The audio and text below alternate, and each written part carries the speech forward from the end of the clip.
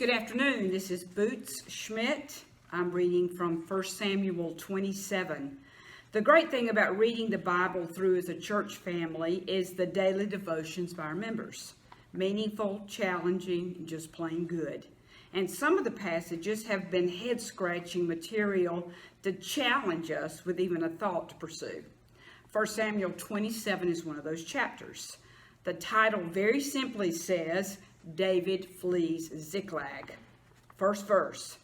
David said to himself, "One of these days I'll be swept away by Saul. There's nothing better for me than to escape immediately to the land of the Philistines."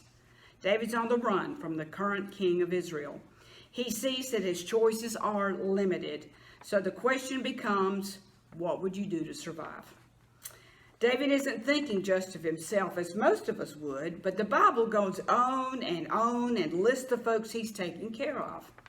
Folks that are dependent on him to survive themselves. We don't see David in a selfish pattern, but one of survival only. So where does he go? Does God provide this nice little oasis in the desert for him? Are there folks running out and offering their homes? Does he feel compromised and confused and let down and wondering what on earth? And those same questions are the same ones we ask when we are in survival mode, no matter the reason. So David goes to Ziklag, to the land of the Philistines, his sworn enemy. What? We should run to our enemy to survive? Now that's a good question. David did. But wait a minute. The chapter doesn't end with that. David and his men go on the warpath with the sworn enemy, the Philistines. But he does it sneakily and he kills all.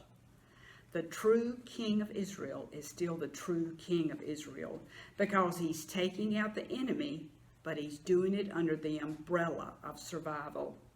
In other words, right underneath the enemy's noses, he's taking them out. So for us, if survival meant moving to the enemy camp, how could we take out the enemy while there? For most of us, we live in the enemy camp all the time. So survival should be something we are solid in.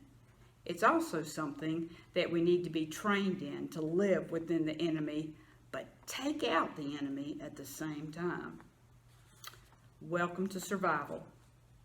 The enemy thinks he will win, but he won't.